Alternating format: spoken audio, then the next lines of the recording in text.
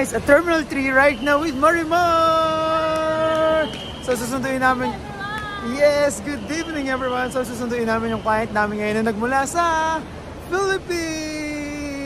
So nandito na siya sa Airport Terminal 3, ang isa sa mga pinakamagandang airport sa buong mundo. Yes! Guys, finally nandito na rin si Miss Lilibet sa UAE. Hello po. Welcome po sa Dubai. Napapanood ko lang kayo. Yeah. Makalain na. Welcome po. Yeah, okay po, interviewin ko. Oh, kinabahan po kayo. Nakuha niyo po yung gamit niyo? Hindi naman ako nagdala ng madami, sir, kasi baka dumiretso. Ay, mashallah. Welcome po sa Dubai. Welcome po. Sige po. Ay, sa wakas, nandito na rin si Miss Lilibet sa UAE. So, dati daw pinapanood lang niya tayo sa YouTube. Ngayon, siya na ang papanoorin. So, by the way, so sa YouTube niyo lang po kami nakita? Yes, sir. Talagang ano po ako sa inyo na nagtiwala ako sobra-sobra. Yes, mashallah. At hindi naman po nagsisi sa pagtitiwala. Yes po. Yeah. Sobra po, 100%. Ilang araw po lumabas ang visa niyo? One day lang po. Yeah. Yes, oras lang yata, sir. Sobrang bilis kasi nga may ticket na talaga siya dito. So nakakatuwa. May mga questions po ba sa immigration from the Philippines? No, sir. Wala pong tanong. Wala po. Yeah, so sobrang dali lang po. So si ate is naka-tourist visa dito sa UAE. So ano po yung pinasa nyo to process the tourist visa? So yung inano nyo? Passport and? Passport and visa nyo? Selfie lang. Yes. Yeah, so sobrang dali lang po, no? Ganun lang po. So chill lang po. May kamag-anak po ba kayo dito? Meron po, sir, pero ayoko mag-ano sa kanila. Oo. Gusto ko po ng yung sariling ano. Yes, yun yung mga nakakatuwa, yung mga taong mahilig mag-wrist, and nandito na si ate ngayon. So ate, enjoy Dubai at sana maging okay lang kayo dito. At dito po sa immigration ng Dubai, may question po ba? Wala po, sir. Wala po, so sobrang smooth lang po. Nakita ko kay ate walang kahasel-hasel. Ang mukha niya masayang masaya.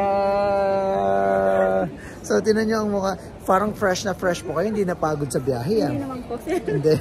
Okay, so si ate is dun sa ating titira kaya sinundo din natin. Okay, so sige natin, let's go! By the way, marirecommend yung po ba yung company namin sa ibang mga taong gustong mag-UAE? Yes, sir. Meron akong i-recommend. Yes. So thank you so much po. And welcome to Dubai! Oh, and welcome to Dubai!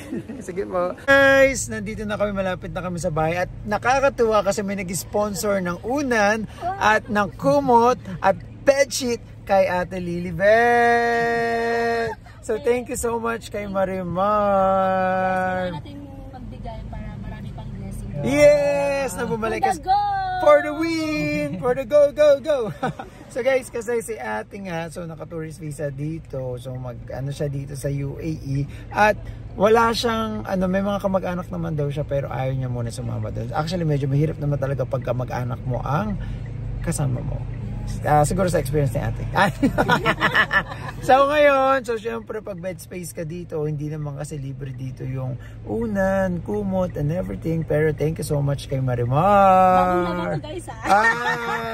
Bagong laba to. Ito talaga yung mga paborito ko dahil paborito ko kaya bibigay ko siya. Ay, pag paborito binibigay. Best wag ka nang bumili para ano. Ay, napakaswerte naman ni ate.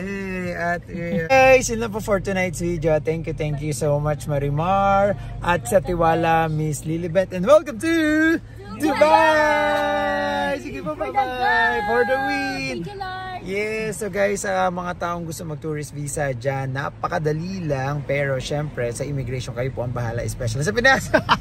Hindi namin i-assess natin kung ma-offload ba kayo or hindi. Pero, ayun.